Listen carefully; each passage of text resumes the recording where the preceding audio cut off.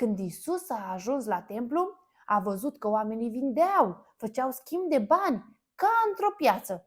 Dar templul nu era o casă de vânzare, ci de rugăciune. Atunci Isus, când i-a văzut, i-a alungat spunând: casa mea este o casă de rugăciune. Matei 21:12. Isus a intrat în templul lui Dumnezeu. A dat afară pe toți cei ce vindeau și cumpărau în templu.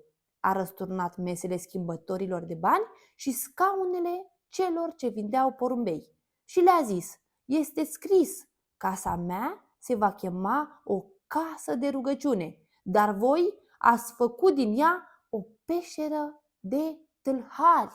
De ce credeți voi că Isus s-a supărat în templu? Pentru că oamenii vindeau. Așa este, oamenii vindeau. Ce facem noi când mergem la biserică? Ne rugăm. Super!